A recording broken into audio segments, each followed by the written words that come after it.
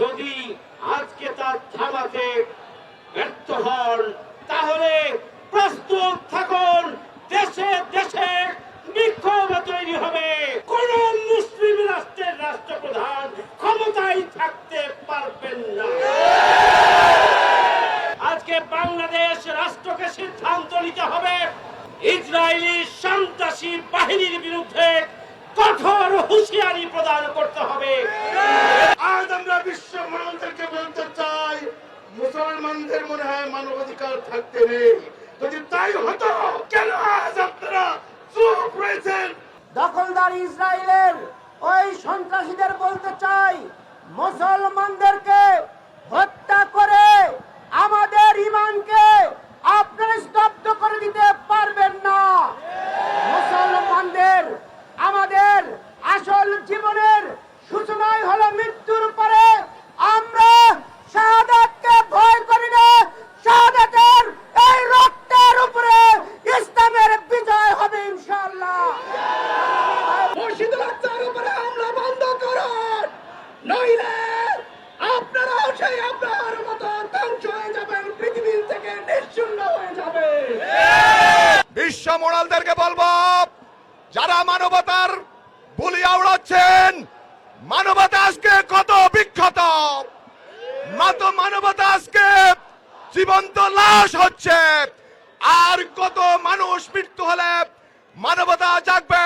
জাতিসংঘ তোমরা চুপ করে বসে আছে কেন বিশ্ব মুসলিম জানতে চায়। ওআইসি তোমরা কেন চুপ করে বসে আছো বিশ্ব মুসলিম জানতে চায়।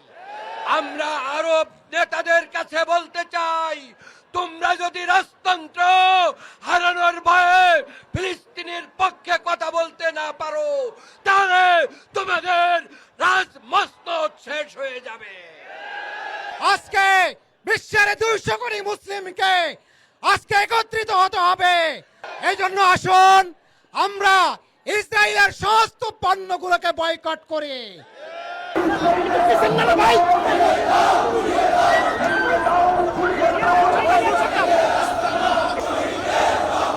বিশ্ব মুসলিম ঐক্য করো,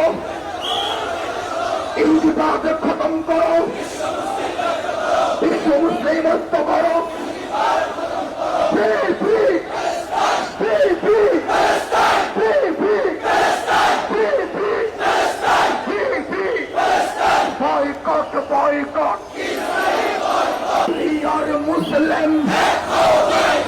एक होमलाइन करो, बांग्लादेश जमात इस्लामी जिंदाबाद जिंदाबाद, फिलिस्तीन फिलिस्तीन जिंदाबाद जिंदाबाद, फिलिस्तीन जिंदाबाद जिंदाबाद,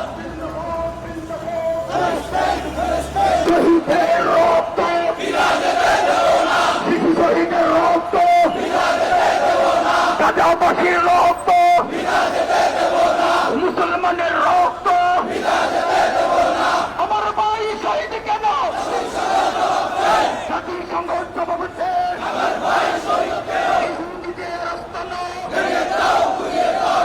আমরা আজকে পরিষ্কার ভাবে বলতে চাই, অবিলম্বে গণহত্যাকারী খুনি সন্ত্রাসী নেতানিয়াহুকে বিচারের আওতায় নিয়ে এসে তাকে গ্রেফতার করতে হবে।